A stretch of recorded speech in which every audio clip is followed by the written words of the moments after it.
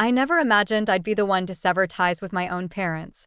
Growing up, I always believed that family was supposed to stick together, that no matter what happened, we would have each other's backs.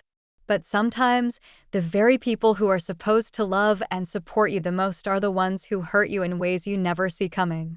It all started when my parents decided to plan a big family trip, a lavish vacation to a tropical resort. It was supposed to be a chance for everyone to bond, to take a break from the chaos of everyday life, and to enjoy each other's company. My sister and I were both excited, imagining our kids playing together on the beach, laughing as they built sandcastles, and making lifelong memories as a family. But that dream was shattered the moment my parents dropped a bombshell on me. They told me, in a matter-of-fact tone, that my kids weren't invited. At first, I thought I had misheard them. Why would they exclude my children? Had I done something wrong? Was this some kind of mistake? But no, my parents were completely serious. They claimed that my kids would ruin the trip, that they were too much to handle, and that it would be better if only the adults and my sister's children went. I was stunned. My kids were well behaved, no different from my sisters. So why were they being singled out? As if that betrayal wasn't enough, my parents made sure to rub salt in the wound. They went on and on about how excited they were to take my sister's children, how they had already booked special activities for them, and how this trip was going to be so much fun. They didn't even try to hide their favoritism. My heart sank as I realized that, in their eyes, my children simply didn't matter as much. At that moment, something inside me snapped. I had spent my whole life bending over backward to please my parents, hoping to earn their approval. But this was the final straw. I refused to let my children grow up feeling like they were second best. And so, I made the hardest decision of my life. I decided to cut my parents off completely. They may have chosen to exclude my kids from their trip, but I would make sure they were excluded from my life. The moment I hung up the phone, a surge of emotions crashed over me: anger, betrayal, and an overwhelming sadness that I never thought I would feel toward my own parents. I sat in silence, staring at the floor as my children played blissfully unaware in the next room. How could I possibly explain to them that their own grandparents didn't want them on the trip? How could I tell them that they weren't good enough in my parents' eyes? I knew I couldn't. I wouldn't. Instead, I called my sister, hoping, praying that she would be just as outraged as I was. After all, she was my closest ally growing up. We had always been each other's confidants, navigating our parents' often unfair rules and favoritism together. But when she picked up, her reaction wasn't what I expected. "I get why you're upset," she said hesitantly, "but maybe they just thought it would be too much with all the kids there at once. You know how our parents are. They like things to be a certain way." A certain way? That was an understatement.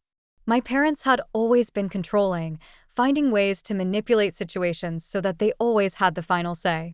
But this was beyond controlling, this was outright cruel. "They only think it's too much. When it comes to my kids," I shot back, "yours are invited.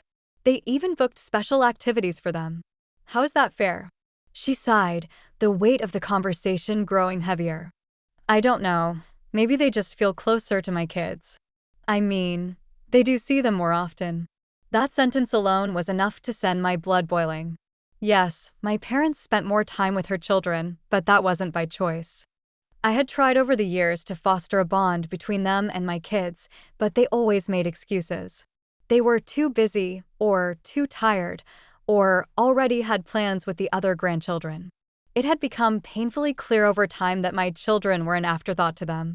So, because they chose not to make an effort with my kids, that somehow justifies leaving them out? I asked, my voice trembling. "I'm not saying it's right," she replied carefully. "But maybe it's not as personal as you think. Maybe they just—" I cut her off before she could finish. "No, it is personal. And the fact that you're still willing to go along with this, knowing what it means to me and my kids, that hurts just as much." There was silence on the other end. I had been hoping for her support, for her to stand up to our parents and say, "If they're not coming, we're not coming either." But deep down, I already knew that wasn't going to happen. She had always been the more compliant one, the one who went along with whatever our parents wanted to avoid conflict. And in doing so, she had unknowingly enabled their behavior for years. After a few moments, she finally spoke. "Look, I don't want to fight about this. I'm sorry you feel this way. I really am. But I can't control what mom and dad do. And my kids are really excited about this trip. I don't want to take that away from them." Her words cut deep. I had always thought that, no matter what, we were in this together. But now, it was clear, she had made her choice, and it wasn't me. When I hung up the phone, my hands were shaking. I felt utterly alone. My own parents had rejected my children, and my sister, the one person I thought I could count on, had chosen to stay silent. That night, I sat with my husband and told him everything. He had been quiet when I first told him about the situation, but as I spoke, I could see the anger brewing in his eyes. "This isn't okay," he finally said, his voice firm. "I don't care how they try to justify it. Excluding our kids like that is cruel. And honestly, if they can't see how wrong this is, then maybe they don't deserve to be in our lives." His words solidified the choice I had already begun making in my mind. "I think I need to cut them off," I admitted, the weight of the statement settling in my chest. "Not just for me, but for our kids. I don't want them growing up feeling like they have to chase after love that isn't freely given." My husband reached over and took my hand. "Then we do that. And we focus on the family that actually matters us." It was such a simple statement, yet it carried so much truth. For too long, I had been clinging to the idea that I needed my parents' approval, that I had to keep trying, keep proving that my family was worth their time. But love shouldn't have to be begged for. It should be given freely. The next morning, I made my decision final. I sent my parents a message. "I want you to know that I heard you loud and clear. My children are too much for you, and they apparently don't belong in the family trip. That tells me everything I need to know about where we stand in your lives. I will no longer be making an effort with people who don't make an effort with my kids. You made your choice. Now I'm making mine. Don't contact me again." I sent the message, turned off my phone, and took a deep breath. I knew there would be backlash. I knew my parents would try to paint me as the dramatic, ungrateful daughter who overreacted. I knew my sister would tell me I was being too emotional. But none of that mattered anymore. I wasn't just doing this for me, I was doing it for my children. They deserved better than grandparents who treated them like they were disposable. They deserved a mother who would stand up for them, no matter what. And in that moment, for the first time in my life, I felt truly free. The fallout from my message to my parents was swift and ugly. I hadn't expected them to take it well, but I also hadn't anticipated just how quickly they would turn the situation around to make themselves the victims. Less than an hour after I sent the message, my phone started buzzing relentlessly: texts, missed calls, voicemails. At first, I ignored them, unwilling to engage in yet another exhausting back and forth where they justified their actions while dismissing my pain. But then, my sister called.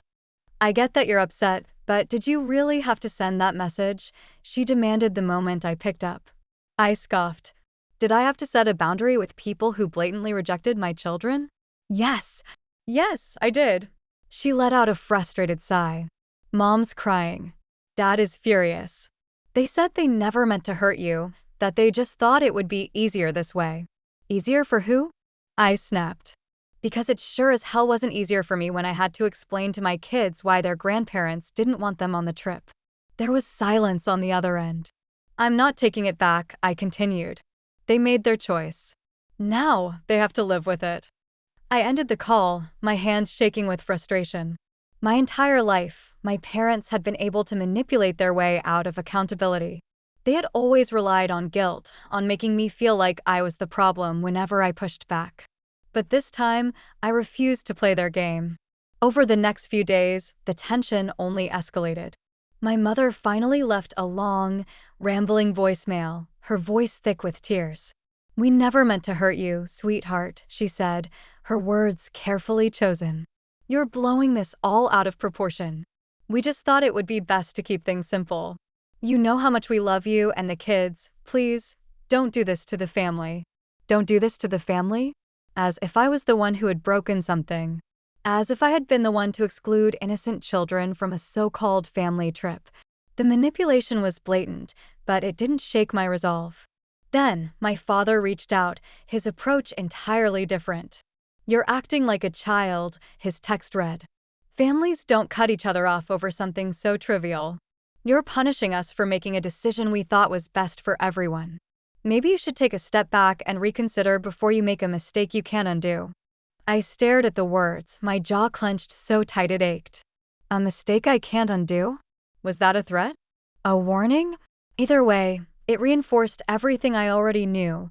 My parents would never see my side. They would never acknowledge that what they did was wrong. To them, I was overreacting, emotional, unreasonable. And to them, their actions were always justified. But I wasn't backing down. Then, the worst part happened. My children started asking questions. "Mommy, when are we going on the trip?" My youngest, Leo, asked one evening as I tucked him into bed. His big, innocent eyes stared up at me, full of excitement. He didn't know that I had spent the last few days wrestling with heartbreak, shielding him from the truth. My throat tightened. "Sweetheart, we're not going on that trip." His face fell. "Why not?" I hesitated, trying to find a way to phrase it that wouldn't hurt him. "Because sometimes people make unfair decisions, and we have to choose what's best for us." He frowned, confusion flickering across his small face. "But Grandma and Grandpa love us, right?" I forced a smile, but it felt hollow. "Of course, baby." I didn't know if that was true anymore. That night, I laid awake in bed, staring at the ceiling, running through every choice I had made. Was I doing the right thing by cutting them off? Would my children resent me for keeping them away from their grandparents? Then, I thought about the years of subtle favoritism, of my parents making excuses for why they couldn't show up for my children the way they did for my sisters. I thought about every time I had tried to push past the hurt, telling myself that maybe next time things would be different. But they never were. The next day, my sister sent me a message. "I wish you'd just apologize and move on. This is tearing the family apart. Tearing the family apart." That was when I knew, with absolute certainty, that I was doing the right thing. For years, I had accepted being second place in my own family. I had swallowed my pain, let myself believe that one day my parents would finally see my worth. But now I saw the truth they never would. And if I let them treat my children the way they had treated me, then I would be failing as a mother. I made a decision right then and there. I called my husband into the room and took a deep breath. "I want to go on a trip," I said. "A real family trip. Just us and the kids. Somewhere amazing, somewhere they'll always remember." A slow smile spread across his face. "That sounds perfect." 2 weeks later, we boarded a plane to Hawaii. My children squealed with excitement as we landed, their faces lighting up with pure joy. We built sandcastles on the beach, went snorkeling in crystal-clear waters, and roasted marshmallows under a sky full of stars. Every laugh, every smile, every moment spent together only solidified my choice. I didn't need my parents' approval. My children didn't need their conditional love. We had each other, and that was more than enough. The final straw came the day we returned from our trip. I had made peace with my decision, or so I thought. The vacation had been everything I wanted for my children: laughter, adventure, and love. I had watched them splash in the ocean, their faces glowing with joy, free from the invisible weight of rejection they didn't even know they had been carrying. For the first time in a long time, I felt like I was finally putting my family first, without the toxic presence of my parents overshadowing every moment.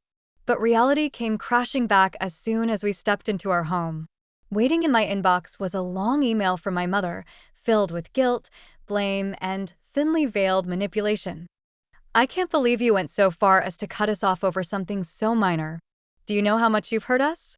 Do you know how humiliating it was to explain to everyone why you weren't there? Your sister tried to defend you, but even she couldn't understand your reaction. We are family, and families don't abandon each other over misunderstandings. I thought I raised you better than this." I clenched my jaw, my fingers gripping the phone so tightly my knuckles turned white. Misunderstanding? They had deliberately chosen to exclude my children. They had rubbed it in my face. They had made a decision that told me, loud and clear, where I stood in their lives. And yet, I was the one who had gone too far? I was the problem? And then, the final gut punch. We're willing to forgive you if you come to your senses and apologize. We can move past this, but only if you're mature enough to admit you overreacted." That was it. That was the moment I knew there was no turning back. They had never planned to take responsibility. They didn't even think they had done anything wrong. In their minds, they were the victims, and I was the rebellious, ungrateful daughter who had dared to stand up for herself. And if I gave in, if I let them manipulate me into believing I was in the wrong, what message would that send to my kids? That their feelings didn't matter? That family was allowed to treat them like an afterthought? No. I would never let them grow up feeling like they had to earn love. I put my phone down and turned to my husband, who had been watching me carefully. "They want an apology," I said, my voice steady. He raised an eyebrow. "Are they going to get one?" A small, bitter laugh escaped my lips. Not a chance. Instead, I composed my final response. "Mom and Dad, I hear you loud and clear. You believe you've done nothing wrong. You believe this is all my fault. But I won't apologize for standing up for my children. I won't apologize for refusing to let them feel like they are second-class family members. You made your choice when you excluded them. I'm making mine now. This is not a misunderstanding. This is clarity. From now on, I will not be engaging in this toxic cycle of manipulation and favoritism. I am choosing to protect my children from the same pain I endured growing up. If you ever decide to acknowledge the hurt you caused and take accountability, maybe there will be room for a conversation. Until then, I am done. Do not contact me again, asterisk." I hit send. A weight I hadn't even realized I had been carrying lifted from my chest. I had spent my whole life trying to please my parents, trying to be enough for them. But for the first time, I wasn't looking for their validation. I had my family, my children, my husband, and they were the only ones who truly mattered. After sending that final email, I braced myself for what would come next. I knew my parents wouldn't take silence as an answer. They would try to call, try to send more messages, try to drag me back into the exhausting cycle of guilt and control. But this time, I didn't waver. For the first time in my life, I didn't feel obligated to respond. I didn't feel the pull of their expectations weighing me down. I had spoken my truth, and I had set my boundary. What they chose to do with that was out of my hands. In the days that followed, my phone went quiet. No more voicemails, no more emails, no more desperate attempts to fix the situation by shifting the blame onto me. My sister, however, was another story. "You're really not going to talk to them?" she asked during one of our rare phone calls. "Not even to smooth things over?" I took a deep breath, steadying myself. "What is there to smooth over?" She hesitated. "They're still your parents.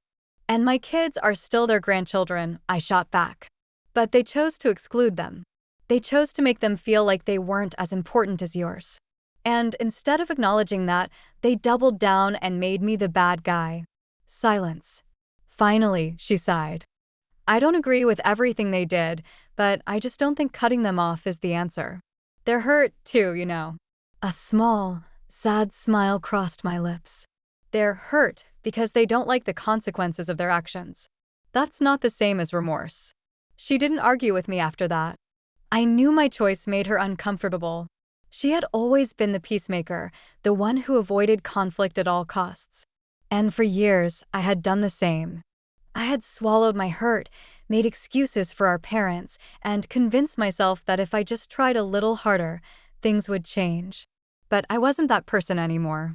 Instead of dwelling on the pain of the past, I focused on the future, the family I was building, the love I was fostering in my own home. I poured my energy into creating new memories with my children, into making sure they never felt the way I had growing up. One evening, as I tucked my youngest into bed, he wrapped his small arms around my neck and whispered, "I love you, Mommy." Tears pricked at my eyes. "I love you too, sweetheart. More than anything." And in that moment, I knew this was what family was supposed to feel like. Not obligation, not guilt, not conditional love. Just pure, unwavering, undeniable love. And that was enough. In the weeks that followed, life settled into a peaceful rhythm. Without the looming pressure of my parents' expectations, I felt lighter, freer. There were no more passive-aggressive messages, no more forced interactions that left me questioning my worth. Instead, there was laughter in my home, warmth in my heart, and the deep, unshakable knowledge that I had made the right decision. Of course, the pain didn't vanish overnight. There were moments when I felt a pang of sadness, when I wondered how different things could have been if my parents had simply chosen love over control, inclusion over exclusion. But every time doubt crept in, I reminded myself of one simple truth: I had chosen my children. And that was a choice I would never regret. One afternoon, as I sat on the couch watching my kids play in the backyard, my husband wrapped his arm around my shoulders. "You okay?" he asked softly. I nodded, a small smile on my lips. "Yeah, I really am." He kissed my forehead. "Good. Because you did the right thing." I leaned into him, letting the warmth of his presence remind me of everything I had gained by walking away from what no longer served me. My family wasn't defined by DNA. It was defined by love, by respect, by the people who showed up for one another no matter what. And in the end, that was all that mattered. So, I let go of the resentment, of the need for closure I would never receive. I stopped waiting for an apology that would never come. I embraced the life I was creating, the love I was nurturing, the peace I had fought so hard to find. Because I wasn't just cutting ties with toxic family members. I was breaking a cycle. And that was the greatest gift I could ever give my children.